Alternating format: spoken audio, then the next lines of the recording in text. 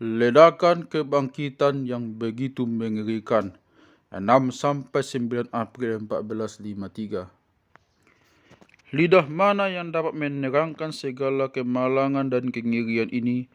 Nestor Iskandar.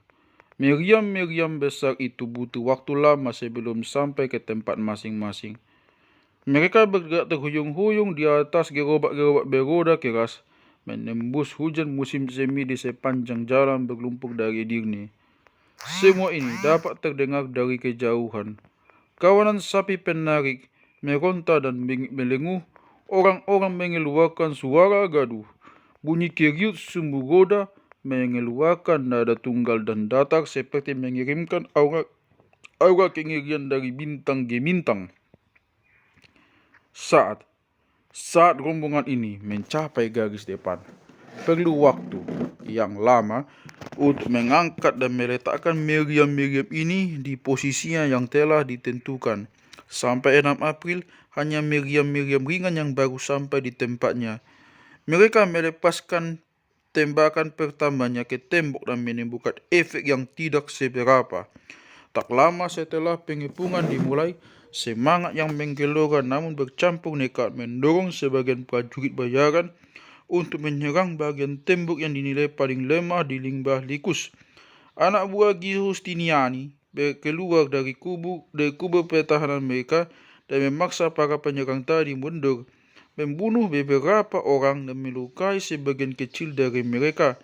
Setelah itu pusat komando di Perkemahan Utsmani memerintahkan serangan balasan yang telak, sehingga memaksa pasukan bertahan masuk kembali ke dalam benteng. Kegagalan serangan awal ini memaksa Sultan menunggu kedatangan seluruh pasukan artileri ketimbang mengambil risiko lebih jauh yang akan meruntuhkan semangat pasukannya. Untuk sementara, dia memerintahkan untuk menjalankan prosedur taktik perang pengepungan Utsmani lainnya. Bersembunyi di balik gundukan tanah, para penggali memulai penggalian rahasia di bagian tengah. Tujuan mereka adalah membuat terowongan sepanjang 250 yard menuju tembok. Dengan perintah itu, mereka berharap bisa merobohkannya dari bawah. Perintah juga dikeluarkan untuk mulai mencoba menimbun parit-parit lebar di beberapa titik dengan membawa batu, kayu gelondongan, serta tanah dan berbagai bahan lainnya yang mungkin. Menjelang hari penyerangan tembok dilakukan. Pekerjaan ini sangat berbahaya bagi para prajurit, bahkan mematikan. Parit-parit itu hanya berjarak 40 yard dari tembok dan tidak terlindungi, sehingga dapat dihujani serangan dari kubu pertahanan musuh kecuali ditahan dengan serangan balasan yang lebih kuat. Setiap daerah operasi di mana pijakan atau garis maju dapat dibuat mesti direbut mati-matian. Giustiniani telah mempelajari daerah sekitar dan berusaha menggagalkan usaha pasukan Utsmani. Serangan dadakan dan penggerebekan dilakukan dalam gelap ketika pihak bertahan keluar dari gerbang-gerbang kota untuk menyerang pasukan Utsmani yang ada di luar tembok. Ketika menyembul dari parit, sekali dua kali mereka bisa dipukul mundur, dan di kesempatan lain mereka justru bisa menangkap prajurit Turki sebagai tawanan yang akan diminta informasi dengan disiksa. Pertempuran-pertempuran kecil namun sengit dalam memperebutkan jalur galian ini sangat efektif. Tapi segera jelas bagi pihak bertahan bahwa perbandingan antara korban di pihak mereka dan keberhasilan dicapai ternyata tidak sebanding. Jumlah prajurit terampil yang tewas sangat banyak, terlepas dari jumlah tentara Turki yang terbunuh dalam proses ini, sehingga dapat diambil keputusan bahwa penyerangan hanya akan dilakukan dari kubu pertahanan, sebagian dengan panah busuk silang, sementara sebagian lagi dengan panah-panah biasa. Perang memperebutkan parit ini adalah salah satu pertempuran paling sengit yang terjadi dalam pengepungan itu. Pada hari setelah 7 April, sembari menunggu kedatangan meriam-meriam besarnya, Sultan yang tidak sabaran ini mengalihkan perhatiannya pada hal lain. Ketika pasukan Utsmani bergerak melintasi Thrace, mereka menguasai desa-desa orang Yunani di sepanjang perjalanan. Namun ada beberapa benteng yang terpencil yang bersikeras dipertahan. Benteng-benteng ini dilewati saja oleh Mehmed yang memerintahkan detasemen khusus untuk mengawasinya. Pada 8 April, dia pun berangkat dengan membawa kekuatan yang cukup besar dan beberapa pucuk meriam untuk membumi hanguskan benteng Terapia yang berada di puncak bukit yang langsung mengarah ke selat Bosporus yang ada di balik pemotong tenggorokan. Benteng ini dapat bertahan selama 2 hari sebelum Meriam menghancurkan pertahanannya dan membunuh sebagian besar prajuritnya. Sisanya yang tidak mampu bertahan lebih lama lagi menyerang dan siap menerima apapun keputusan Sultan terhadap diri mereka. Dan dia menyulah 40 orang itu. Kastil pertahanan lain yang ada di Studius di Laut Marmara juga dihancurkan dengan cepat oleh senjata api tadi. Kali ini ada 36 prajurit yang tersisa di Sula di luar tembok kota itu. Beberapa hari kemudian, Baltoglu, Laksamana Mehmed membawa sebagian armadanya untuk menaklukkan Kepulauan Prinses di Laut Marmara yang selama ini digunakan Sultan dan keluarganya sebagai tempat mundur dalam situasi-situasi genting. Di pulau terbesar Principo ada sebuah benteng kuat yang dijaga 30 prajurit bersenjata lengkap dan beberapa warga setempat yang menolak menyerah. Ketika Meriam gagal memaksa mereka menyerah, pasukan Baltoglu mengumpulkan semak-semak kering ke dekat tembok dan membakarnya. Dengan bantuan asap dan batu belerang serta angin yang bertiup kencang, api menyambar atap genteng. Sesaat kemudian kastil itu dilalap api. Mereka yang tidak terbakar hidup-hidup menyerah tanpa syarat. Prajurit yang hidup dibunuh di tempat dan warga desa dijual sebagai budak. Pada 11 April, Mehmed kembali ke tenda berwarna merah dan keemasannya. Saat itu, seluruh Meriamnya sudah terkumpul. Mehmed membaginya menjadi 14 atau 15 barisan sepanjang tembok di beberapa titik penting yang dianggap paling lemah. Salah satu Meriam Orban, Meriam mengerikan, ditaruh menghadap tembok yang melindungi istana Blackerney dekat Golden Horn. Sebab bagian ini hanya satu lapis dan tidak dilindungi parit atau tembok luar.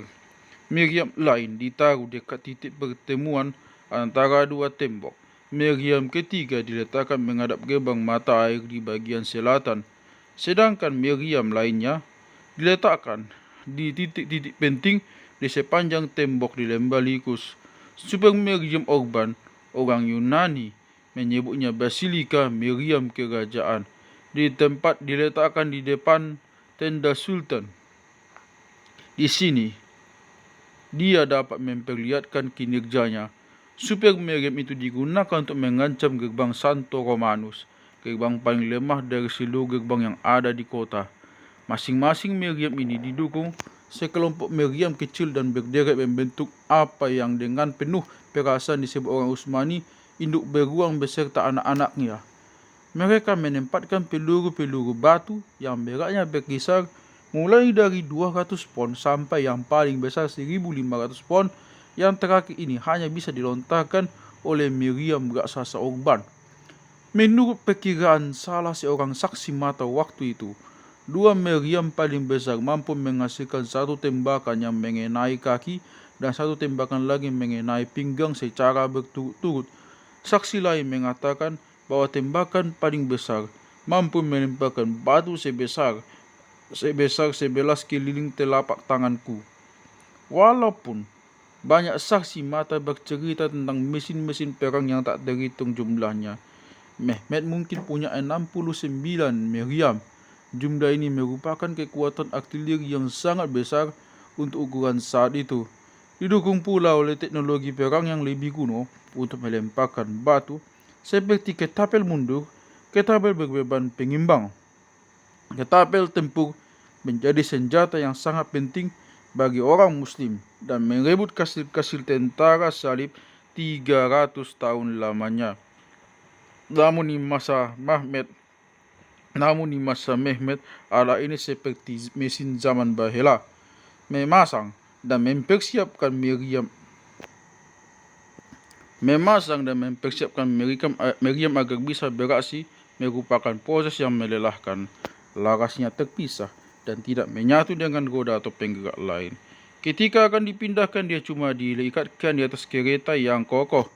Saat sampai di titik tempat dia akan dipakai, Meriam itu diturunkan dengan sistem katrol agar bisa diletakkan di atas dudukan miring yang dibuat sedemikian rupa di atas garis depan pasukan Utsmani.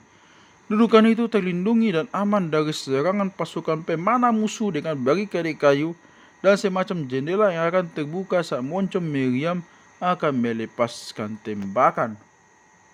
Dukungan logistik untuk operasi ini sangat luar biasa. Batu-batu hitam dalam jumlah besar ditambang dan dibentuk di pantai utara Laut Hitam, lalu diangkat dengan kapal-kapal saudagar.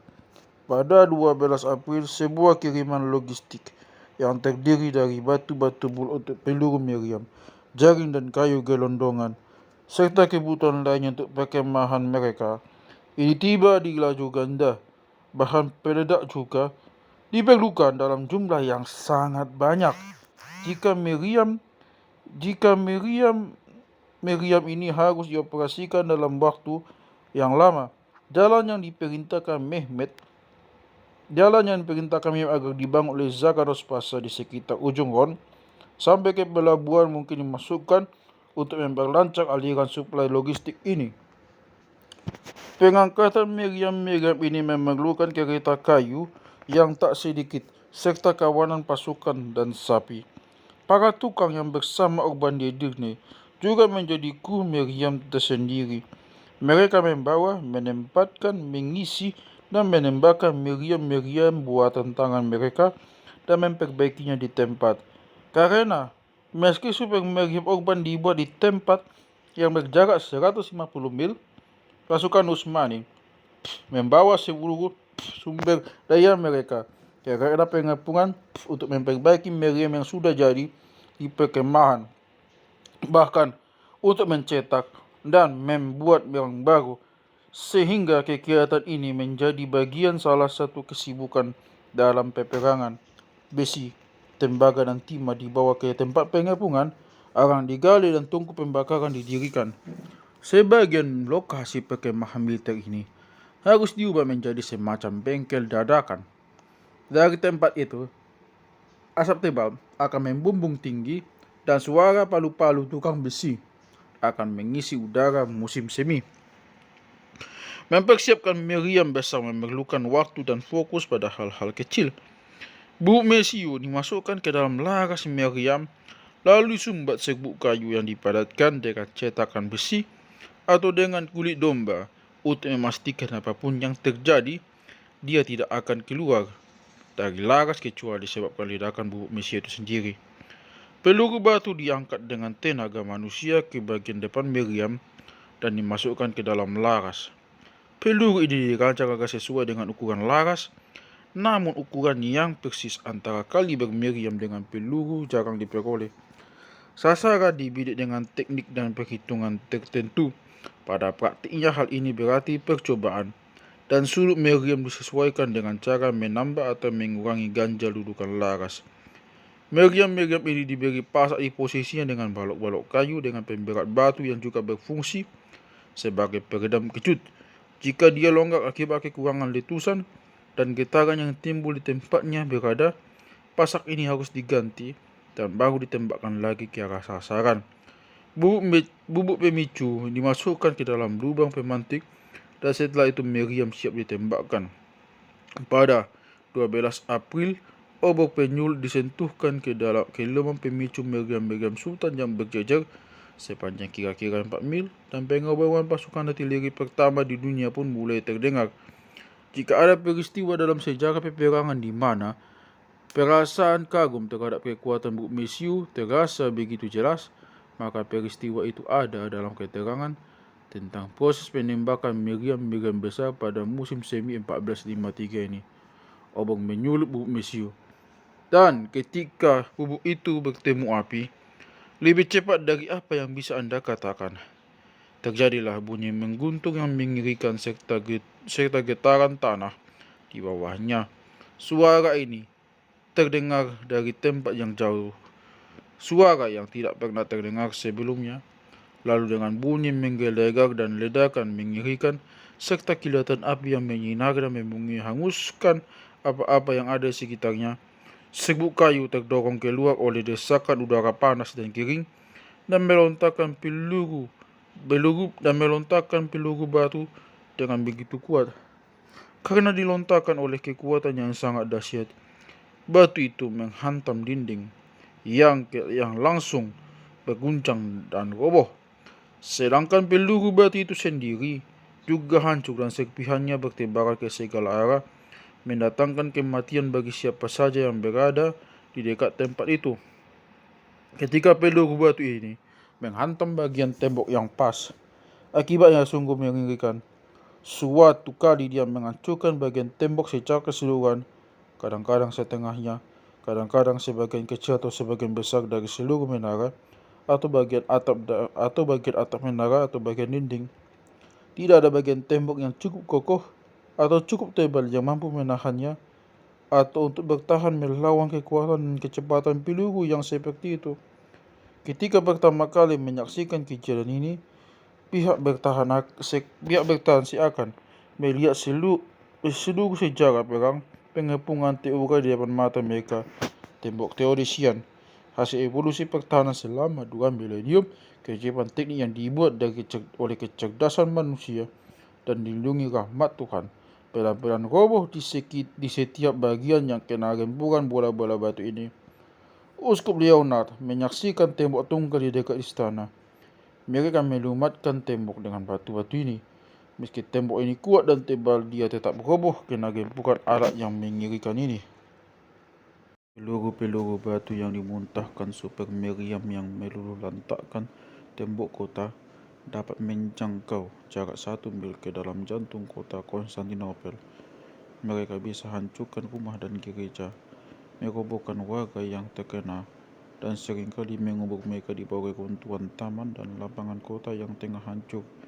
Salah seorang saksi mata terpana menyaksikan sebuah peluru batu menghantam dinding gereja yang kemudian hancur berkeping-keping menjadi debu. Menurut saksi mata lain, tanah tempat berpijak terasa bergetar sejauh 2 mil. Bahkan kapal-kapal layar yang tertambat aman di pelabuhan di Golden Horn juga merasakan berbagai ledakan yang menggetarkan lambung-lambung kayunya. Suara meriam-meriam ini terdengar sampai ke daratan Asia, 5 mil di seberang Selat Bosporus. Pada saat yang sama, ketapel-ketapel tempur dengan lengan-lengan pelontarnya yang lebih menukik melontarkan bebatuan besar ke atap-atap rumah penduduk di balik tembok dan bagian-bagian istana kekaisaran. Bagi pihak bertahan, akibat psikologis pengeboman artileri ini jauh lebih buruk dibanding konsekuensi fisiknya. Suara bising dan getaran yang ditimbulkan meriam-meriam itu, kepulan asap dan dampak yang ditimbulkan peluru batu menunjukkan nyali pihak bertahan yang sebenarnya berpengalaman. Bagi warga kota biasa, kejadian ini adalah pertanda akan datangnya kiamat dan pembalasan dosa. Menurut penulis sejarah Utsmani, kejadian ini menjadi semacam ledakan kebangkitan yang begitu mengerikan. Orang berlari keluar rumah sambil memukul dan mereka menyalahkan diri mereka sendiri dan meneriakkan kata-kata Kyrie eleison. Apa yang akan terjadi selanjutnya? Perempuan-perempuan pingsan di jalanan. Gereja-gereja dipenuhi orang yang mengaku dosa, berdoa, meratap dan berseru, "Oh Tuhan, kami telah menjauhimu. Apa yang menimpa kami dan kota sucimu ini terjadi akibat hukumanmu atas dosa-dosa kami." Dengan cahaya redup ikon-ikon mereka yang paling suci, mulut mereka tiada henti mengucapkan doa. "Jangan serahkan kami kepada musuh-musuhmu. Jangan hancurkan hamba-mu yang baik. Jangan ambil rahmat dan kasih sayang-mu dari kami. Jangan buat kami jadi lemah pada saat-saat seperti ini." Konstantin terus berusaha membangkitkan semangat kota baik secara praktik maupun secara keagamaan. Ia berkeliling tembok setiap jam, menyemangati para komandan dan prajurit mereka. Lonceng gereja berdentang tiada henti, dan dia menyemangati semua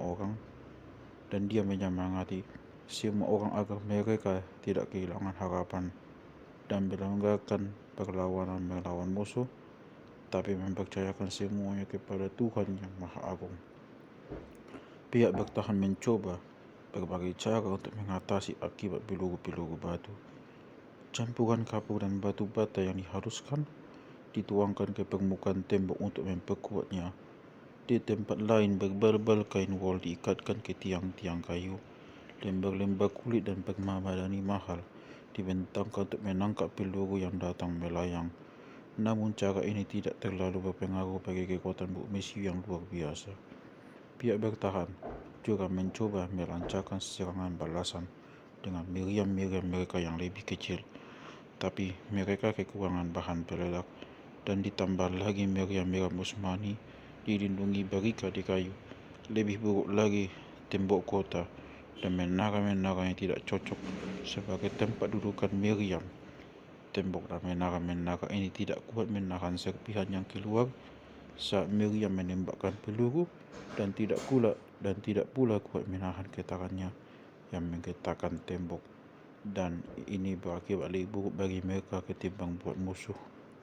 Meriam-meriam musuh yang lebih besar meledak lebih cepat. Hal ini membuat pihak bertahan marah, sehingga ingin membunuh pembuat meriam mereka yang dituduh membelot karena bayaran sultan lebih tinggi. Tapi karena mereka tidak punya bukti kuat, mereka melepaskannya. Namun terlepas dari semua ini, jelaslah bahwa di era peperangan baru ini, seluruh tembok Theodosian ternyata tidak sesuai lagi. Para penulis sejarah Yunani berusaha keras mengerti apa yang mereka lihat atau menemukan kata-kata yang tepat untuk menggambarkan meriam-meriam itu.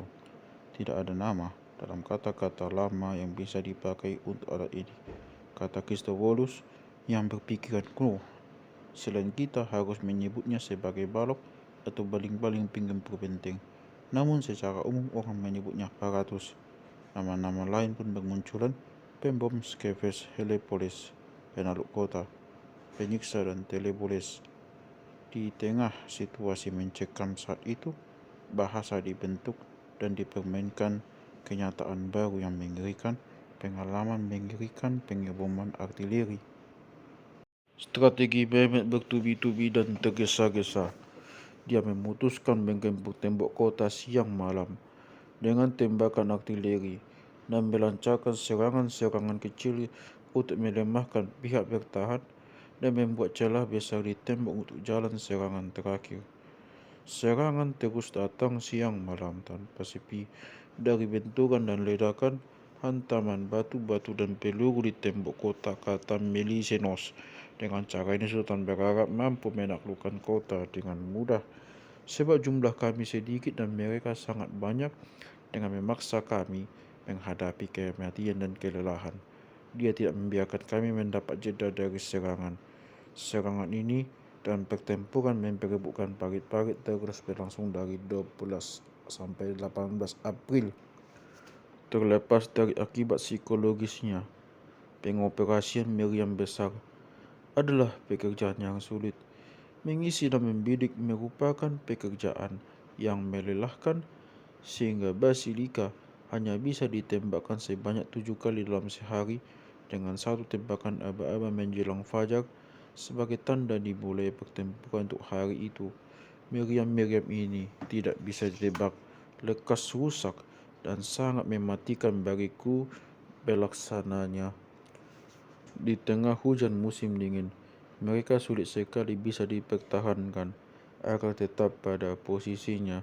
Seperti mengandalkan seekor badak, mereka sering keluar dari kerangkengnya dan menggelincir ke dalam lumpur. Kemungkinan tewas karena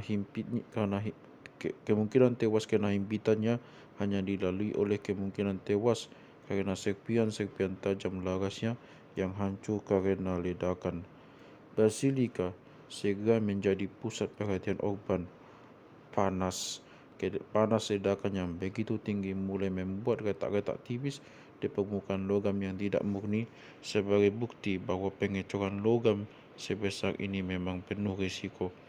Penulis sejarah Yunani Dukas yang punya minat teknis dalam masalah ini mengenang bahwa untuk mengatasi masalah ini, laras basilika dilumuri minyak hangat sesaat setelah peluru dilontarkan.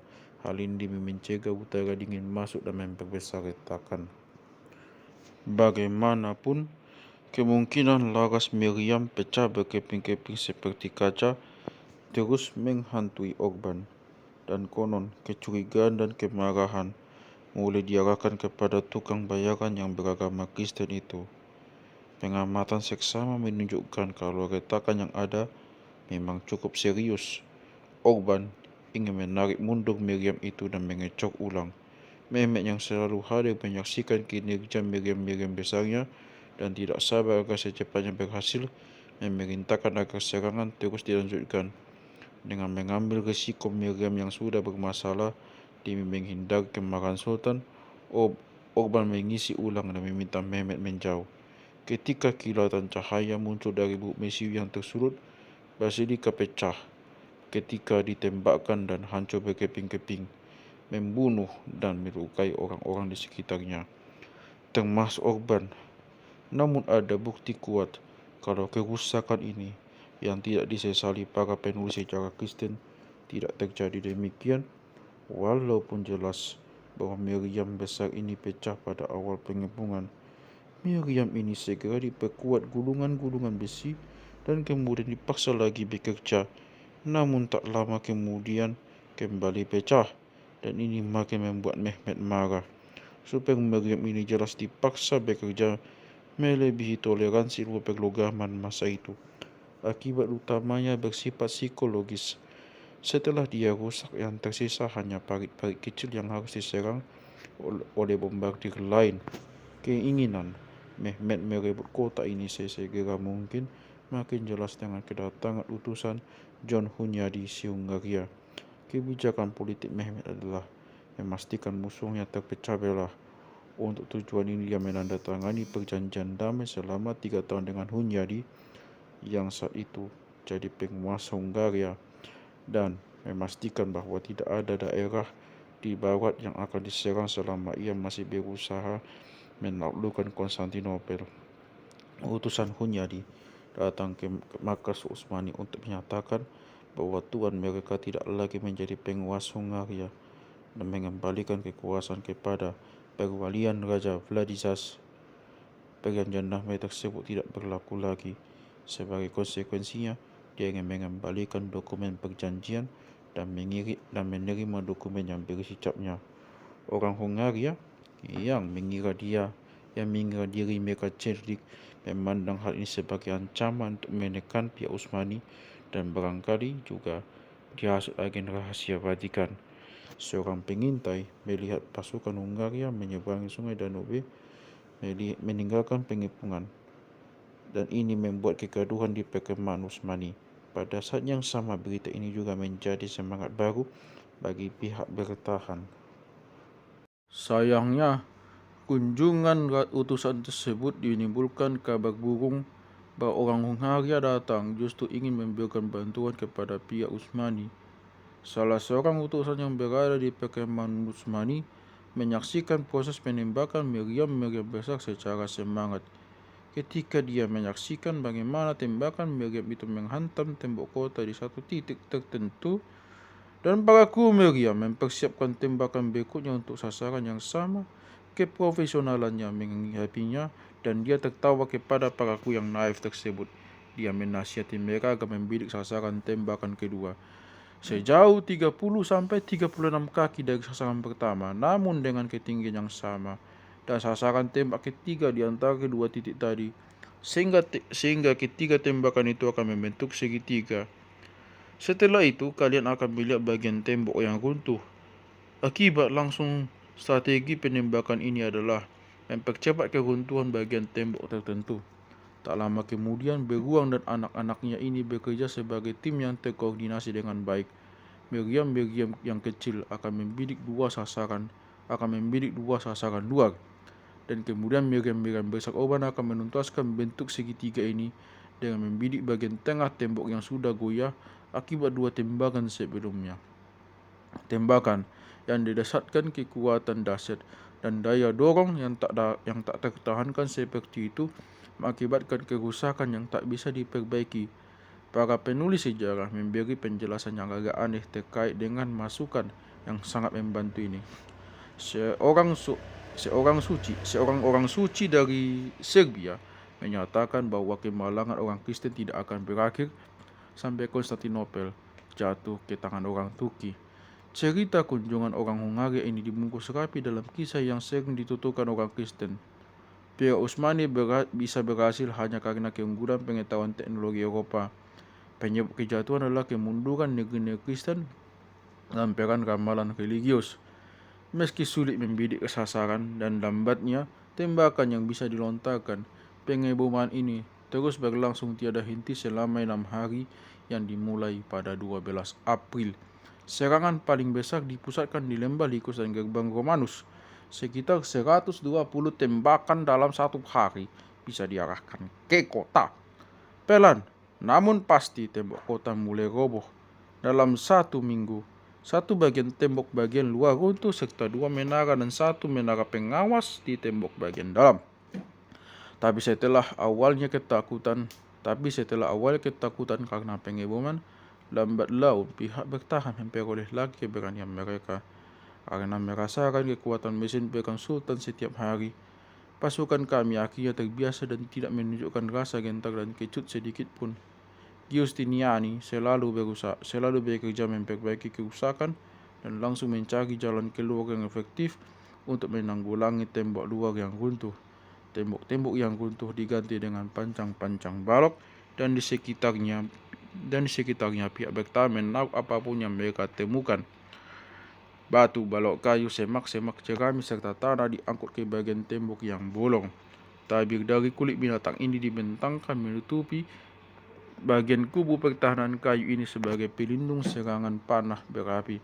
Ketika pertahanan ini sudah mencapai titik yang tinggi yang memadai, tong-tong berisi tanah diletakkan di bagian atas sebagai pelindung posisi pasukan bertahan dari panah dan peluru Utsmani yang berusaha meratakannya dengan tanah. Begitu banyak tenaga manusia yang dibutuhkan untuk ini. Setelah gelap, pria dan wanita datang dari dalam kota untuk bekerja sepanjang malam, mengangkat balok kayu, batu dan tanah untuk membangun kembali kubu pertahanan yang rusak terkena serangan pada siang hari. Kerja yang sangat melelahkan ini menghisap energi penduduk yang lama-kelamaan makin kelelahan. Namun pekerjaan ini segera memperlihatkan jalan keluar yang sangat efektif bagi dampak peluru-peluru yang sangat merusak, seperti melemparkan batu ke lumpur. Peluru-peluru batu itu tertahan. Mereka terkubur dalam tanah yang lembut dan gembur dan tidak membuat bolongan seperti ketika membentuk permukaan yang keras. Pada saat yang sama, pertempuran sengit terus berlangsung untuk menguasai Paris. Dari hari ke hari, pasukan Utsmani berusaha menimbunnya dengan segala benda yang ada di tangan mereka. Tanah, kayu, puing-puing tembok, bahkan menurut satu keterangan tenda-tenda mereka yang telah dirusak ditarik untuk menimbun parit di bawah perlindungan tembakan meriam. Pada malam hari, pihak bertahan akan keluar dari tempat mereka untuk membalas dan membersihkan parit itu serta mengembalikan kedalamannya seperti semula. Pertempuran kecil di depan tembok sangat sengit, dan itu berlangsung dalam jarak dekat. Kadang penyerang menggunakan jaring untuk menangkap peluru-peluru batu yang dilontarkan kembali ke arah parit, sedangkan prajurit lain akan maju mencoba bagian tembok yang sudah lemah dan memastikan bahwa pihak bertahan tidak pernah istirahat. Dengan galah-galah kayu, mereka berusaha menyingkirkan tong-tong tanah yang terletak di atas. Dalam pertempuran jarak dekat, keuntungan berada pada prajurit bertahan yang memiliki baju tempur dan senjata bertahan yang baik. Bahkan saksi mata bangsa Yunani dan Italia sangat terkesan dengan keberanian lawan yang tengah dikempur.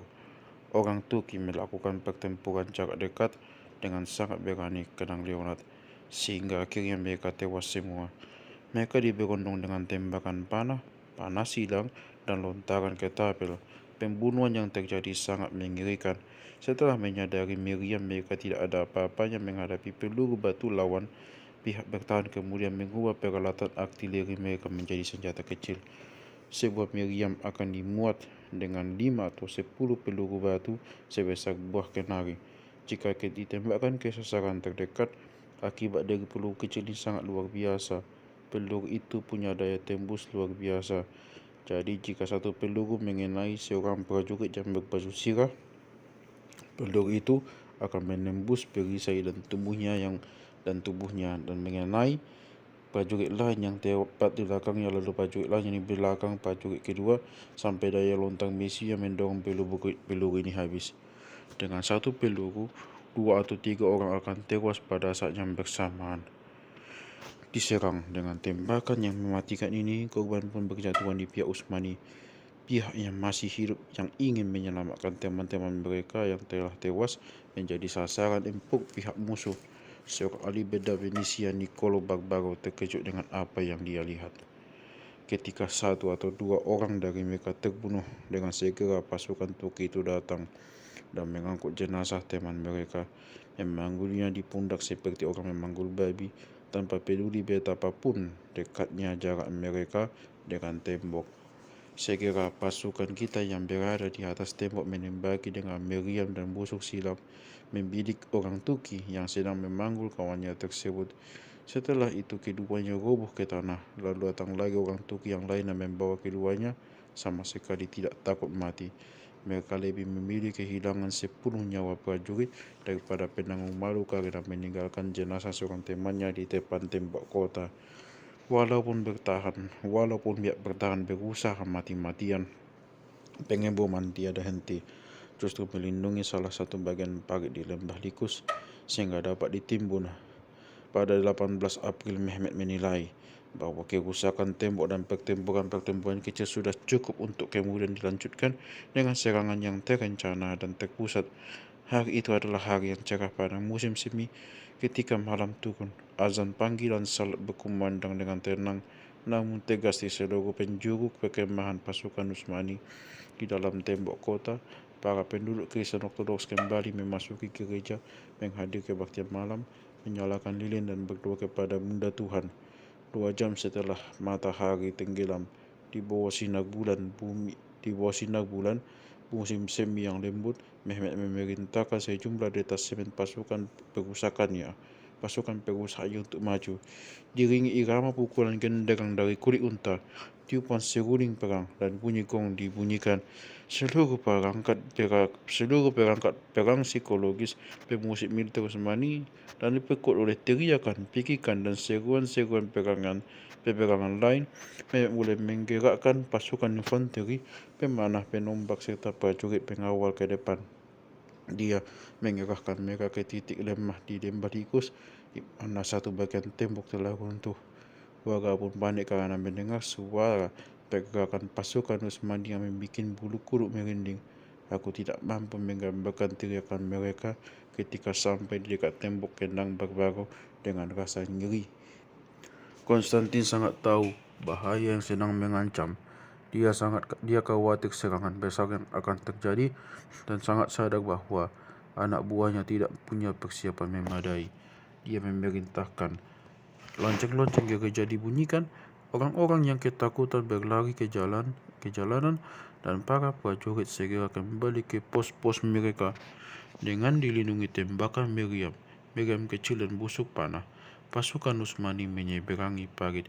Berbagai tembakan yang meremukkan membuat pasukan bertahan tidak bisa berdiri di atas tembok tanah yang sudah goyah, sehingga pasukan Janisari dapat mencapai bagian atas tembok dengan tangga dan balok penggempur benteng. Mereka berusaha membersihkan pelindung tempat pihak bertahan berlindung, setelah itu membakarnya. Pada saat yang sama mereka juga berusaha membakar gudang kayu, namun usaha ini gagal. Sempitnya tempat antara tembok dan permukaan tanah yang curam menyulitkan para penyerang. Di tengah malam, Hiruk-pikuk pun pecah, suara-suara gaduh menurut Nestor Iskandar. Ledakan meriam besar dan kecil, suara lonceng gereja, benturan senjata seperti percikan api dari kedua senjata yang berbenturan, disusul teriakan dan tangisan warga. Perempuan dan anak-anak di kota membuat orang menyangka kalau langit dan bumi bertemu dan keduanya berguncang. Orang tidak bisa mendengar suara dan teriakan orang lain. Tangisan dan teriakan, sedu-sedan, raungan meriam, dan dentang lonceng bergabung menjadi satu, menghasilkan suara yang mirip guntur besar. Lalu dari api dan ledakan meriam, asap tebal dari kedua belah pihak membumbung tinggi dan menutupi kota. Para prajurit tidak bisa melihat satu sama lain dan tidak tahu apakah mereka sedang menghadapi lawan atau kawan. Saling tebas dan saling serang di area pertempuran yang sangat sempit di bawah sinar bulan. Maka keuntungan berada pada pihak bertahan yang punya persenjataan cukup baik dan dipimpin langsung oleh Giustiniani. Pelan namun pasti momentum para penyerang pun mulai surut diserang sehingga kocar-kacir. Mereka akhirnya kelelahan di dekat tembok. Setelah 4 jam berlangsung, mendadak keheningan menyelimuti kubu pertahanan tembok, hanya disela oleh erangan prajurit sekarat yang terkapar di parit. Pasukan Utsmani mundur ke perkemahan mereka tanpa menghiraukan korban tewas di pihak mereka. Sementara pihak bertahan setelah 6 hari dipaksa bertahan terus-menerus, roboh karena bertempur seakan telah mati. Pada keesokan harinya, Konstantin dan pasukannya memeriksa akibat pertempuran semalam. Parit dan kubu-kubu dipenuhi tubuh-tubuh tak bernyawa. Balok pelantak tergeletak begitu saja dekat tembok, dan api menyala di tengah udara pagi. Konstantin tidak bisa memerintahkan pasukannya maupun warga yang sudah kelelahan untuk memakamkan pasukan Kristen yang meninggal. Akhirnya pekerjaan ini diserahkan kepada para biarawan. Seperti biasa, laporan tentang jumlah korban berbeda-beda. Nestor Iskandar mengatakan jumlah pasukan Utsmani yang tewas adalah 18.000, sedangkan baru lebih realistis sebanyak 200 orang. Konstantin memerintahkan agar pasukannya tidak menghalangi pihak musuh mengambil jenazah kawan-kawan mereka, namun balok pelantak tembok diperintahkan untuk dibakar. Setelah itu dia berjalan ke Santa Sofia beserta para pendeta dan bangsawan untuk mengucapkan syukur kepada Tuhan yang Maha Kuasa dan kepada Bunda Tuhan yang suci, serta berdoa agar sejak saat itu musuh yang tak bertuhan memutuskan mundur karena telah melihat banyaknya kawan mereka yang tewas. Saat itu adalah saat yang tepat bagi warga untuk beristirahat sejenak, namun Mehmet justru menanggapinya dengan meningkatkan pengeboman.